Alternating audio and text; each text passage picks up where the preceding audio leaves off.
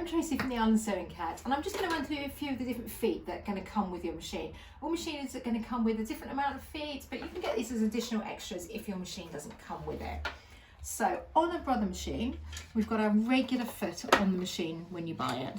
There's a little black button at the back. When we press that, the foot just pops off. Simple as that, and it clips back on using that bar. You'll see that this is the J foot, and this is a nice, easy, straightforward foot to use. It's nice because it's got the clear plate at the front so we can see exactly where we're going. So I'm going to pop that one back on because this will be for your everyday sewing, and lower that one back down. Now when you're using your machine, they're always going to tell you with the brother machine what foot you need for which job. So on here I've got it set up for straight stitch. This little letter at the top is telling me that I want foot J. So if I change that around, for example, say I want to do a buttonhole, what I'm going to do is come down to here. A buttonhole could be any one of these. If I selected 44, I want to do that one, I'm going to use these dials here. This one goes up by tens, so 40, and this one goes up by units. And now you'll see that letter at the top has changed because it's telling me that I want a foot A. So you're going to get a variety of different feet that come with the machine. J is going to be the foot that's on there when you buy it. And then when we open this little compartment up, on this one we've got this really nice little bit in here with all our feet in there. So that's where your J foot pops back in. The other feet that you're going to get are this one here, which is an M foot. Now this one, all of them have got letters on them. This is an M foot, and this is for sewing on buttons. And what that does is hold your button in place. When you pop it on your machine, it's going to hold the button in, and then you can do a zigzag stitch from side to side. Of course, these machines come with a great manual as well, which is brilliant, showing you how to use all these feet. So that's our M. Our N foot, I'm going to take that one out.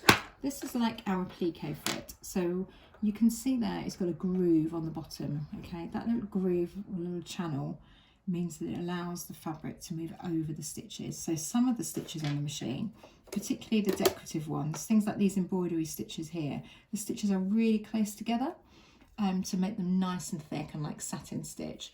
All stitches like that, really thick. So what we want is for the fabric to be able to glide over top of the stitches. So to make it easier, that's why we pop this foot on here with that little groove, and that will just help it go through because the stitches can run in that gap while the foot's still doing the job of holding onto the fabric. So that one there is our N foot, but again the machine will tell you when you need to switch to that one. Our buttonhole foot is this one at the back here. Okay, now this is the one on here. What you're going to do is you open up the back. It has got the letter on the front there so you can see it. Letter A is the buttonhole foot.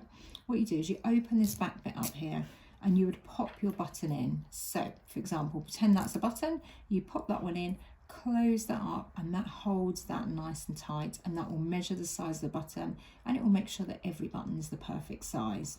Always have it so the letters facing you the right way, so it would fit on this way with the button out the back of the machine, and it would clip onto that little clip there.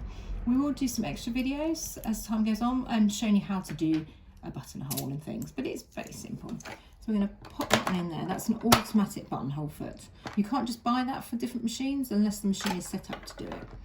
This one here is our adjustable zipper foot. So it's for I. So this is for doing zips or any time you want to get close to the edge of the fabric. So at the moment we've got foot J on. If we look at foot J here, it's got this bar, so we can't get any closer here to this edge because this bar is going to get in the way. So what we can do on here is if we put this one on, we can make our needle drop in the middle there, and then we can get nice and close. So if that's our seam, I can get really close now to it, or I can put it on the other side and go here. So you need to decide, depends on the project that you're doing, whether you're going to clip it on this side or this side. It won't clip in the middle obviously, so just put it here or here. Big tip with this one is always make sure your needle is in the center when you put a zipper foot on, otherwise it's going to come down and hit the bar in the middle and break your needle. So always put it on, check your needle position, and always turn the flywheel down slowly just to check that it's not going to hit there and break the middle. If you do break your needle, don't worry, you should change your needle every 6 to 8 hours of sewing anyway, so it's not a problem when needles break. Just use that as an opportunity to change your needle over, but hopefully you won't make that mistake. Okay, then we go on to our next one. I'm gonna which is foot G. Okay, now foot G is a great one. This is our overcasting foot. So this does like almost like an overlocking stitch on the sewing machine. Again, at some point we can go over the stitches and show you how to do that. So look out for more videos coming. So again, it's got the G there. Now what this has is this lovely pin at the back to hold your fabric and stitching out. So when we used to just do it with a zigzag stitch, this is to neaten the edges of our fabric. And if we neaten it with a zigzag stitch, the edge of the fabric tends to get all chewed up really, particularly on a fine fabric. What this one will do is the stitches will come over. That pin will hold your fabric nicely in place. We select the correct stitch on here, and of course most of the brother machines are going to have, in fact all of them I think, have overlocking or overcasting stitches that you can do, and that will give your work that professional finish. So you select the right stitch, it will tell you to put foot G on, and then it will do a stitch over that pin there. So all you want to do is allow the edge of your fabric to run in that gap in the foot there.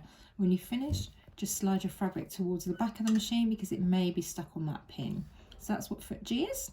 And then the other foot, which comes standard, is this one here, which is foot R. Again, it's got R engraved in the back. This is for doing a blind hem.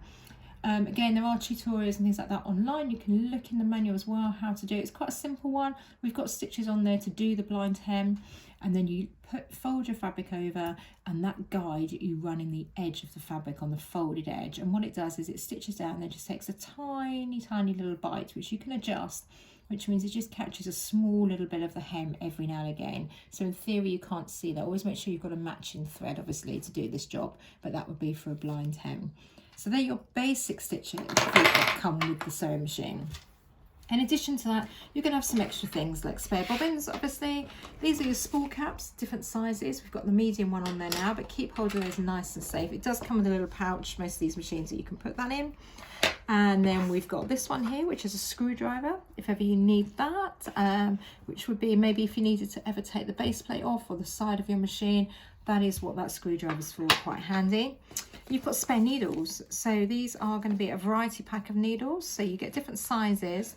With needles, they do change every 6 to 8 hours of sewing because it's the needle that's doing all the work. Even if you're lucky enough to be working on one of the big V-series machines or the XV, or the new Stellier, they're all it's the needle that's doing all the work. So do invest in some spare needles and change them every 6 to 8 hours. This is a twin needle that comes with your machine also. So this means that you can do that nice stretch stitch. So this is the kind of thing that you might have as top stitching on jeans, or say I use it a lot for hemming jersey because it gives you that stretch. You can also use it for decorative stitches, just make sure they're not too wide. So that's a twin needle that comes with it. So that you put one needle in, 2 spools of thread on the top. So one's going to stand as it usually does in here, and this is your spare prong that will come with the machine. You pop that one on there, and then you can run the 2 threads off. Again, I believe we've got a blog on this, so if you look at alanthesewingcat.com, you'll be able to see on there the blog. That will take you through it step by step until we get a chance to do some videos for you.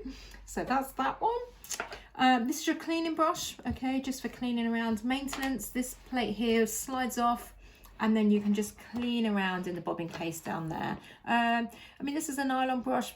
Personally, I find the horsehair artist brushes are much better because this, I find, pings the fluff around a little bit because it's nylon. So maybe worth investing in just a normal horsehair artist brush, because that will collect the dust up and then you can simply wipe it off. Because particularly if you're working on woolen fabric or fleece, they're going to collect an amount of lint in the bottom that you'll want to clean up every now and again just to keep your machine moving. They don't need oiling now. All these machines are going to be self-lubricating, so don't worry about that. But you will need to change the needles every 6 to 8 hours and give it a quick clean around the bobbin case. And other things that machines come with, this one here is just for making little eyelets. So this would be for like your keyhole buttonhole, for example. If you wanted to cut out that, you just can put that one in and that would just cut out the little eyelet for you in there. So they're all the feet that come standard with most brother sewing machines. This particular model is going to come with some extra feet, which we'll run over in another video. But I hope that helps. If you've got any questions on your machines or anything you want to know, do let us know at alanthesewingcat.com. For dealers who would also be able to help you, Bob So Divine in Reading is brilliant, as is David at DC Nut in Birmingham if you're that way, or the lovely Kerry at Just Fabrics in Chatham also are there to help you with any of your brother questions. Okay, well, take care and we'll do some more videos for you soon. Thank you.